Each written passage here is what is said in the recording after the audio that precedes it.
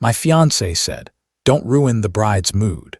I replied, "Then I'll walk." Then I canceled our wedding, moved out of the apartment, sent her parents a refund, and I smiled, because on the wedding date she'll be explaining why there is no groom. Original post: my fiancée told me not to ruin her mood when I called from the ER. Wedding is in 6 weeks. So 3 days ago, I had an accident on one of those electric scooters here in Austin. Yeah, I know. But hear me out. I was leaving work around 7:00 p.m., took my usual route home, and some in a pickup truck cut across the bike lane without looking. I swerved hard, hit a curb, and went down hard. I'm talking road rash on my hands and forearm. My knee basically exploded through my jeans, and I smacked my head even with the helmet on. Some lady stopped and called 911 because I was just sitting there bleeding on the sidewalk trying to process what happened. The paramedics said I was lucky, could have been way worse, but I still needed stitches and they wanted to monitor me for concussion. So I was in the back of the ambulance and my first instinct was to call my fiancée, Alina. She'd been in Miami for the past 4 days on her bachelorette trip with her bridesmaids. Big group, like 8 girls, rented a house on South Beach, the whole Instagram-worthy deal. I called her around 8:00 p.m. her time. She picked up after 5 rings, and I could immediately hear it. That bass-thumping club music, girls shrieking and laughing in the background, the sound of people having the time of their lives. "Hey babe, what's up?" She sounded happy, carefree. I almost didn't want to tell her. "Alina, I had an accident. I'm in an ambulance heading to the ER. Nothing life-threatening, but I'm pretty banged up and they need to stitch." "Wait, what?" More laughing in the background, but not at what I said. Someone was doing something funny near her. "Hold on, babe." Madison she pulled away from the phone. I heard her yelling to her friends, "Stop, I can't hear him." Then she came back. "Sorry, what happened? Are you okay?" I explained again. "The accident, the ambulance, I tried to keep my voice steady, but honestly, I was shaking. Not just from the pain, from the adrenaline crash, from the realization of how bad it could have been. Her response, "Oh my God, that sucks. But like, you're okay though, right? They said you're okay. I mean, I'm going to need stitches and okay, but nothing's broken. You're not dying." She laughed a little when she said it, like it was a joke. "No, I'm not dying, but Alina, I'm babe. I'm literally about to get in the car to this beach club. We have a whole table reserved and Jess already posted stories and everyone's waiting. Can we talk about this later? You said you're fine, so just get the stitches and rest." "Okay, I'll call you tomorrow." I sat there with the phone against my ear, watching the paramedic adjust my Roman 4, and I didn't know what to say. "Alina, I really need you right now." There was a pause. Then, "Mark, come on, don't do this. Don't be that guy who ruins the bride's mood over some minor crisis. I've been planning this trip for months. You know how much this means to me. Don't ruin the bride's mood over some minor crisis." I felt something cold settle in my chest. "Yeah, okay, have fun, thank you. Love you, babe, feel better." And she hung up. I got to the ER and sat there alone, surrounded by people who all had someone worried for them. I texted my sister Grace eventually. She lives 20 minutes away and she showed up in no time. She stayed with me while they stitched up my knee, 14 stitches, cleaned out my road rash, did the concussion protocol. She kept asking if I'd heard back from Alina. I hadn't. Around midnight, I sent Alina a photo of my hospital bracelet and the bandage on my arm just so she'd know this was real, not me being dramatic. She read it, didn't respond, but at 1 a.m. she posted an Instagram story, a video of her and her friends clinking champagne glasses on some rooftop caption, "Living my best life with my best girls." Grace saw me looking at it. She didn't say anything, but I could see it in her face. That look that says, "Are you freaking kidding me?" I'm back at Grace's place now. She brought me here yesterday morning and flat out refused to let me stay alone in my apartment, even though I kept insisting I was fine. Well, I'm not, but somehow it feels easier to pretend I am. Alina finally called this morning not to check on me, to tell me about this amazing restaurant they went to last night, and how the owner gave them free dessert when they told him about the bachelorette party. She asked how I was doing almost as an afterthought, and when I said still pretty sore, she said, "A poor baby. I'll take care of you when I get back." Comforting, right? I keep thinking about the last 6 months of wedding planning. Elena wanted this big Pinterest-perfect wedding. We're talking 150 guests, destination venue in the hill country, the works. And I've been the one coordinating with the planner, reviewing contracts, handling deposits, managing the budget spreadsheet, dealing with the venue and the caterer and the photographer. Elena's been focused on the fun parts, picking her dress, planning the bachelorette trip, working with her bridesmaids on their looks, creating mood boards for Instagram, which fine, that's her thing. But I'm starting to realize that when she says we're getting married, she means I'm having a wedding. And you know what question has started to form in my head? Do I even exist in this equation, or am I just the groom-shaped accessory she needs for the photos? Update 1. It's Update 1 been 4 days since my original post. I've read every single comment, even the ones calling me a doormat. Some of you were harsh, but you weren't wrong. So, I spent the day after my post just looking at things. Our apartment, our relationship, the wedding planning documents spread across my desk, and the pattern became pretty freaking clear. Let me walk you through what I found. The wedding planning folder on my laptop has 127 files in it. Budget spreadsheets, vendor contracts, timeline documents, seating charts, menu selections. I created all of them, every single one.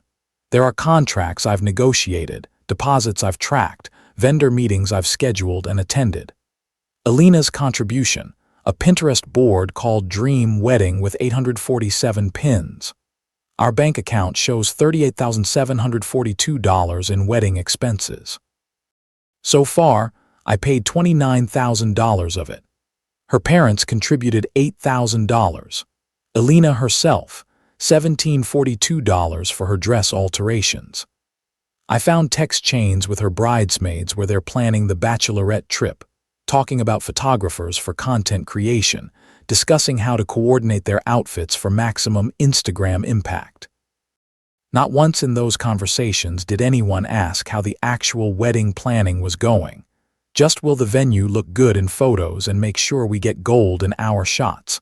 I looked at her Instagram. The last 2 months she's posted a whole lot of stories and posts about wedding stuff. Every single one is aesthetic. The ring against coffee cups. Bride-to-be merchandise. Her and the bridesmaids in matching robes. Not one photo of us together. Not one caption mentioning me by name, just bride life and counting down to the big day. Grace finally drove me home that afternoon back to the apartment Elena and I shared. She offered to stay, but I told her I needed to be alone. She hugged me hard before she left and made me promise to call if I needed anything. The apartment felt different walking in alone, quiet. Elena's stuff was everywhere. Her makeup on the bathroom counter, her shoes by the door, her bride-to-be mug in the sink, but she wasn't there. She was still in Miami posting stories about mojitos and sunset. I couldn't sleep that night. Around 2:00 a.m., I got up and limped to the dining table where all the wedding planning documents were spread out, and there it was, this beautiful leather portfolio the wedding planner gave us. Inside was the schedule for the day, every detail planned down to the minute. Cocktail hour, first dance, cake cutting, bouquet toss. This perfect choreographed event that cost nearly $40,000. I sat there in the dark just staring at it, and I thought, who is this wedding for? Not us, not our relationship. At 3:47 a.m., I picked up my phone and opened the wedding planner's email. I sent her an email with the subject line, cancellation. I told her I needed to cancel everything. The venue, the catering, the photographer, the DJ, the flowers, all of it. Told her to proceed with whatever cancellations were possible. I'd eat the deposits if I had to. She responded at 8:00 a.m. I'm so sorry to hear this. Let me start making calls. I'll minimize your losses as much as possible. By that evening, she'd sent me a detailed breakdown. Because we were still 6 weeks out, we'd actually get about 60% of our money back. The venue had a clause about cancellations 45+ days out. Same with the caterer. We'd lose the deposits on some things, but overall, I'd get back about $23,000. Grace helped me pack over the next 2 days. She took time off work and we moved all my stuff to her spare bedroom. I left Alina's stuff untouched. I didn't trash anything or leave a dramatic mess. I just removed myself. On our kitchen table, I left 3 things. The leather portfolio from the wedding planner with all the cancellation confirmations inside, my apartment key, and a note. The note said, "Since you've decided I'm only worth your time as a prop for your Instagram wedding, not when I'm in the ER getting 14 stitches in my knee, I figured I should leave and give you all that time to yourself. You know, to not ruin your mood." Alina came home from Miami the next evening. Apparently, Alina was still on a high from the trip, talking about how amazing it was. She Ubered from the airport with 2 huge suitcases full of bachelorette outfits and decorations. And how do I know all that? Because with Alina, it's impossible not to. She posts every detail online.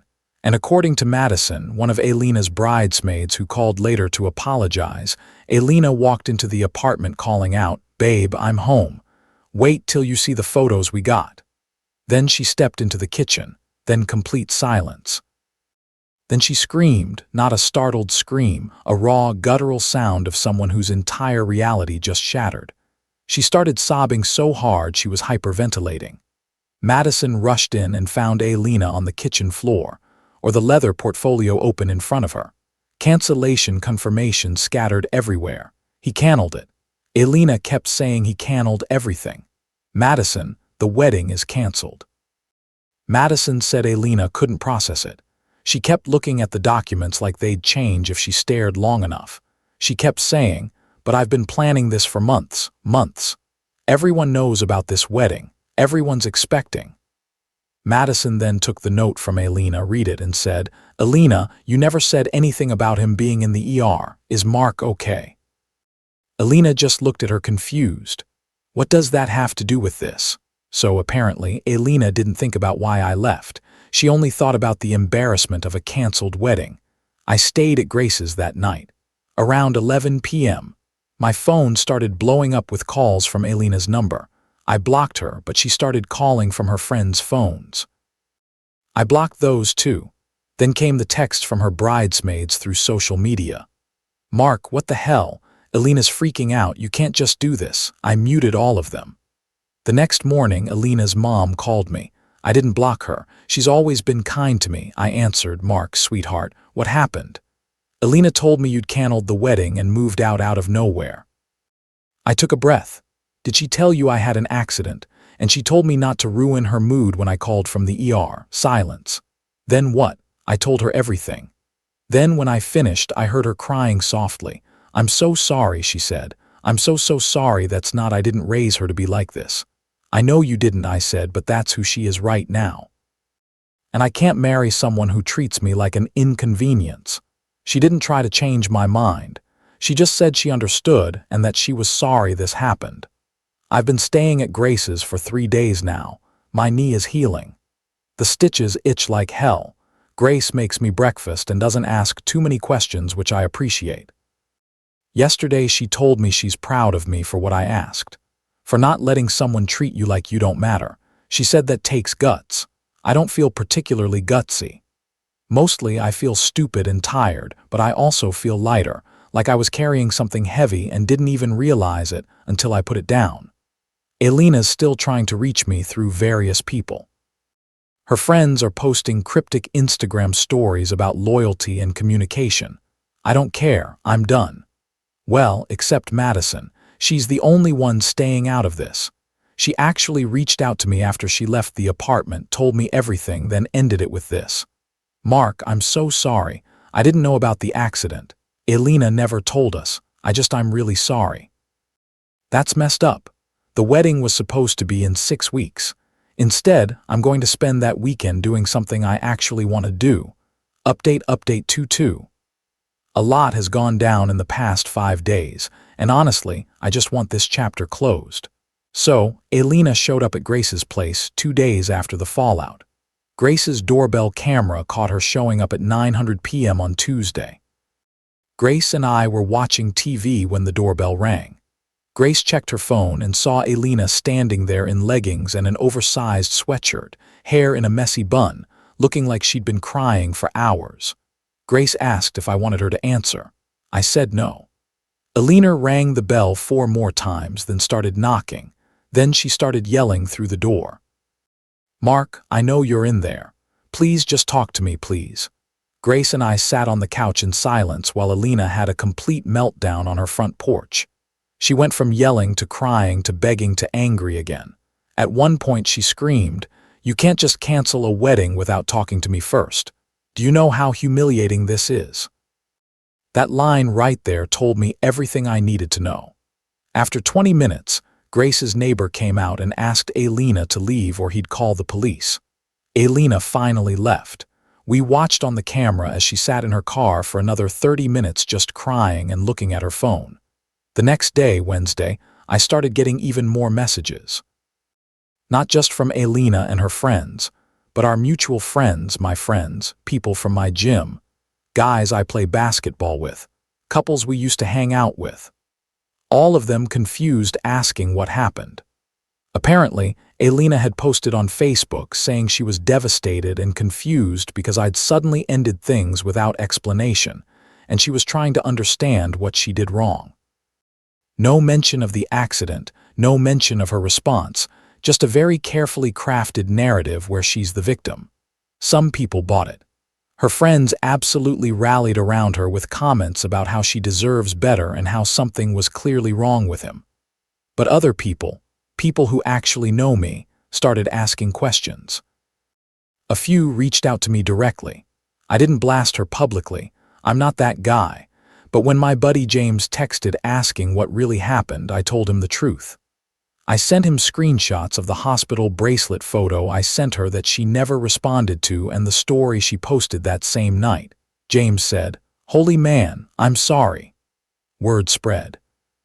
Not because I was gossiping, but because the truth has a way of getting out. By Thursday, the narrative was shifting. People were seeing through Alina's vague, "He just left me" story and asking harder questions. Then yesterday, things got messy. Alina showed up at my office. I work at a tech company downtown. Pretty casual environment, open floor plan. I was at my desk around 2:00 p.m. when the receptionist called me. I went to the lobby. Alina was there. She looked like she hadn't slept in days. The moment she saw me, she started crying. "Mark, please, just 5 minutes. Please just talk to me." Everyone in the lobby was staring. A couple of my co-workers were coming back from lunch and stopped short when they saw the situation. I kept my voice low and calm. "Alina, you need to leave. We're done. There's nothing to talk. You can't just erase me," she said louder. "Now we were going to get married. You owe me an explanation. You owe me." "I don't owe you anything," I said. "You showed me exactly who you are. Now, please leave before I call security." She looked at me like I'd slapped her. Then her expression changed from desperate to angry. "Fine. I hope you're happy, Mark. I hope you're happy ruining everything." She left, but not before turning around in the lobby and saying loud enough for everyone to hear, "You're going to regret this." 10 minutes later, she posted on Facebook, "Just tried to talk to my ex-fiancé like an adult, and he threatened me with security guards." This is who he really is, everyone. Remember that. At this point, I was done playing nice. I posted on my own Facebook, set the record straight. For those asking, I ended my engagement because when I called my fiancée from the ER after an accident, she told me not to ruin her mood because she was on her bachelorette trip. She didn't come home early. She didn't even call to check on me. So I made the decision to walk away and I stand by it. I wish her well, but we're done. Please respect my privacy. I didn't tag Alina, just included all the screenshots. Within an hour, I had 60+ comments, almost all supportive. A few of Alina's friends tried to defend her, saying I was only telling one side and there was more to the story, but most people got it. Alina tried to call me from another new number last night. I didn't answer, but she left a voicemail. I listened to it once. It was 10 minutes of her crying and saying she made a mistake, that she panicked and didn't know how to handle it, that she loves me so much and we can work through this. Not once did she actually apologize. I deleted the voicemail. My knee is healing well. The road rash is fading. The stitches come out on Monday. Physically, I'm getting better emotionally. I'm getting there. Some of the guys from my basketball league reached out and asked if I wanted to grab drinks tonight. I said yes. It'll be the first time I've really gone out since everything happened. Grace said she's proud of me. She keeps saying that. I'm not sure I'm proud yet, but I'm okay, and that's something. Final update. It's final update been 3 weeks since my last update. Things have settled down significantly, and I think this is genuinely my final post about this situation. First, the practical stuff. I officially moved out of Grace's spare room last weekend. I found a 1-bedroom place downtown closer to work. It's smaller than the apartment Alina and I shared, but it's mine. Just mine. I've been setting it up exactly how I want it. Grace helped me move. She's been incredible through all of this. Alina stopped trying to contact me about 2 weeks ago. I heard through mutual friends that she had to move back in with her parents. Both our names were on the apartment lease, and I'd already removed my name from the lease after I'd moved out. Alina couldn't afford the rent on her own. She tried to find a roommate, but couldn't make it work in time, so she ended up moving back home. I haven't seen her since before Miami, and I plan to keep it that way. The social fallout was interesting. Alina deleted her Facebook post about being confused and devastated after my post went up. A bunch of her bridesmaid friends unfollowed me on Instagram, which is fine. But I also had a surprising number of people, even some I wasn't particularly close with, reach out with support. A few admitted they thought I seemed stressed and unhappy during the wedding planning, but figured it was normal pre-wedding jitters. That hit me hard. The fact that other people could see I was drowning and I couldn't. There was one more piece of drama I need to mention. About 10 days ago, Alina's maid of honor, Jessica, sent me a long DM. Basically, she admitted that she'd been the only one standing near Alina when I called that night from the ambulance. She heard Alina's side of the conversation, heard her laughing and telling me not to ruin the bride's mood. Alina never mentioned the accident to the other bridesmaids, so they had no idea what happened. Jessica said she felt uncomfortable about it in the moment, but didn't say anything because it was Alina's weekend, and she didn't want to cause tension in the group. But after everything came out and she learned how serious my injuries were, she felt guilty for not speaking up. She apologized and said she hoped I was doing okay. I'm not sure how I'm supposed to feel about that. At least Madison didn't know and immediately stopped enabling Alina once she found out. But Jessica knew from the very beginning and still went along with it, so I just didn't reply. Last week I went back to the ER to get the stitches out. The same nurse who treated me asked how I was healing. When I told her fine, she said, "And your fiancée, did she ever make it back from her trip?" I told her we weren't together anymore. She just nodded, didn't ask questions, but said, "Good for you, honey. Life's too short to be with someone who doesn't show up. Even strangers could see it." The money situation resolved cleanly. I kept my half of the refunds, sent Alina hers, made sure her parents got their contribution back since it was supposed to be a gift to both of us. I'm not trying to screw anyone over financially. I just want out. As for what's next, I'm focusing on myself for a while. I joined a climbing gym and have been going 3 times a week. It's good for my head. I'm reconnecting with friends I'd been too busy to see. Last weekend, James and I drove out to Enchanted Rock and hiked for 6 hours. Didn't talk about Alina once. Just talked about normal stuff, work, sports, life. My knee is fully healed now. There's a gnarly scar, but the doctor said it'll fade over time. The road rash is basically gone. Physically, I'm back to normal. Mentally and emotionally, I'm getting there. I'm 31 years old, sitting in my new apartment, drinking coffee and watching the sunrise over downtown Austin. My knee doesn't hurt anymore. My heart's a bit bruised but healing. I don't hate Alina. I'm not carrying around this massive grudge. I'm just genuinely excited about my life in a way I haven't been in months. That's all, Reddit.